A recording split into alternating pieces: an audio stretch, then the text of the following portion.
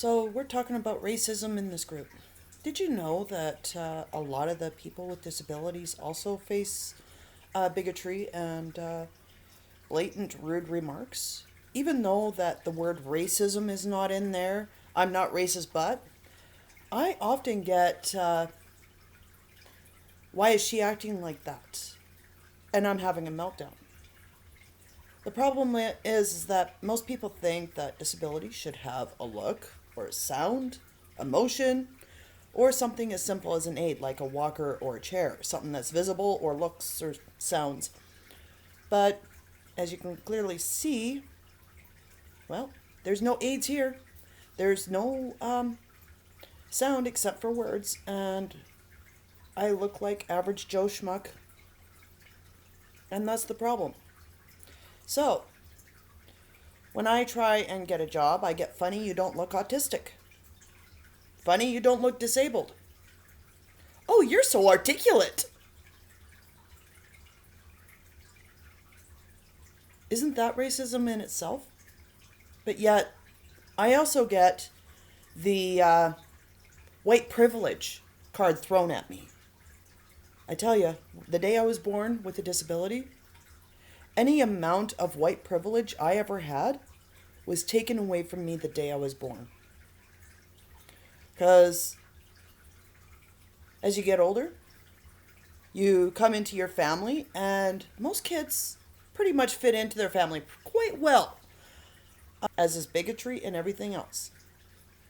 And you can learn that just about anywhere. And if your mind is like a child's where it's nothing but a sponge till you're 25, all that you do as parents or as people, those kids are learning.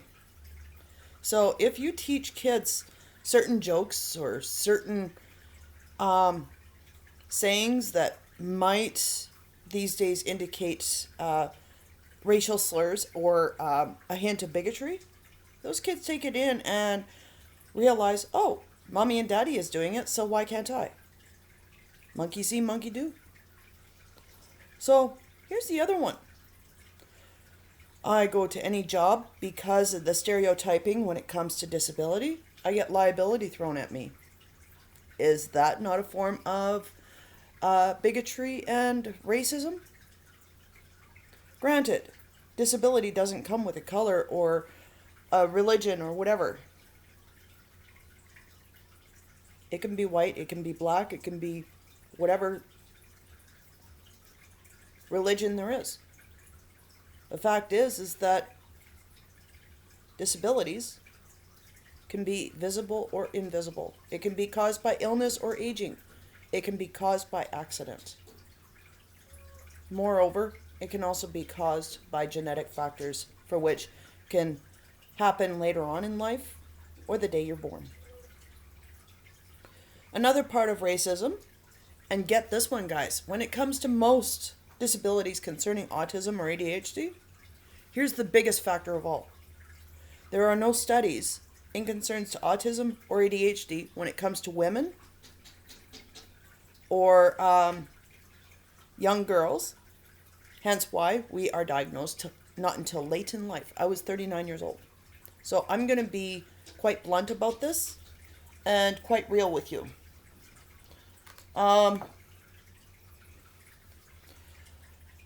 When it comes to having a disability, women are taught to assimilate. So, of course, we're taught to act like, look like, sound like everyone else. Because everyone teaches us that the way of our being is wrong.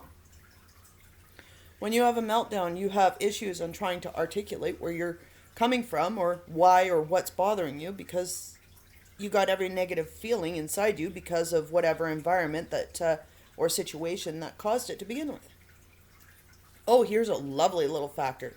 If you ever look up online, you will notice that most videos are of the male factor, for which little boys are often depicted. That means that when it comes to women that are just like me, that are,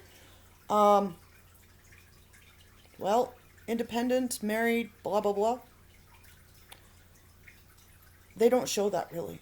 Not unless women actually come out there and do what I'm doing right now, showing their bloody face to show another side of disability. Another thing that is wrong with society, and this has to change too. But when we just concentrate on color or race or religion, no one ever picks up on the fact that most of the issues within the police when it comes to disability, there are a lot of people that are undiagnosed within our jail systems who were led down the wrong path at the wrong time, which put these people into situations for which people don't realize that maybe they have something that's undiagnosed, for which put them there because we like to please people. When you please people and you don't know how to read body language or know whether a person's a good person or a bad person, or you can't discern certain tones because of your neurodiverse ways or other issues that compound with cognitive or neurological behaviors, how do you make friends if you can't do that? When people are telling you and police languaging you because your way is not good enough, how do you stop it? Other than yell at the person and say, stop policing me. My normal will never be your normal. I'm just as much human as you, and I am just as infallible. No. A lot of us clam up because we don't know how to deal with social issues concerning such matters that don't have room for you. We got to stop and think where racism begins and where it ends, or how it's going to end. Because white people do it to each other too. I'm white, as you can see, but I also have a disability. And there's nothing like being ostracized your whole entire life, even by other cultures. There is no white privilege in my community. And I wish people would actually stand up and say that. That they have admitted that a person with invisible disabilities walked in their store and they called them a liability, like so many times this happened to me in 20 years. Or that person's looking strange, so you decide not to be friends with them because they're busy rocking. Well, maybe that rocking has a pattern, and that pattern is what calms them. What happens if they are having a meltdown and they need your help? You don't know until you ask. You don't know about that person unless if you choose to actually communicate with them. Sometimes the simplest gestures are the best.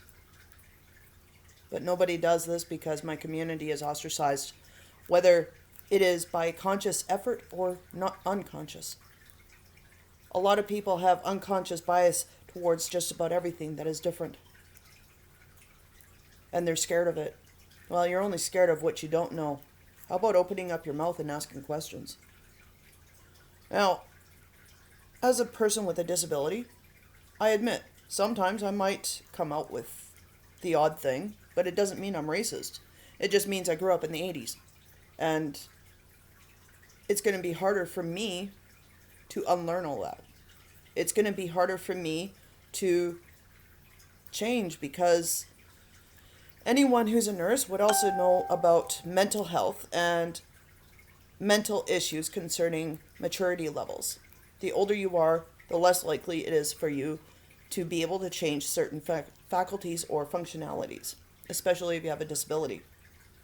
There has to be room and acceptance towards the way or how others are without making the person feeling worse than they already do because society put them in a situation that is so marginalized that companies who claim that they are standing up for you, they don't, because they would rather speak for you instead of letting you speak for yourself. The best way to add insult to injury is by talking for a person like me. So I ask, when will you let us speak? When will you hear us? And when will you stop talking for us and let us speak? When will we be heard? Because there's a post in here of an autistic kid just fresh out of Calgary, just this year, who has autism and white just as I am, who saw police violence. And I've come across that at a lesser scale when I've had meltdowns. And it was always a cop. But I'm not saying that there's bad cops either. Just like there's good and bad workers. I've met good workers, I've met bad workers. I've met good cops, I've met bad cops. It's the bad ones that we have to bring out of the system and put in brand new minds with fresh attitudes. We have to re-educate people on difference and see people for who they are, not their skin color. And understand that some things are not visible. And you can't judge people purely on looks or sound or how they are. I have autism and ADHD. Can you see it? Yeah, I thought so. Neither can most people. Should I call you racist? Especially when you say funny, you don't look disabled?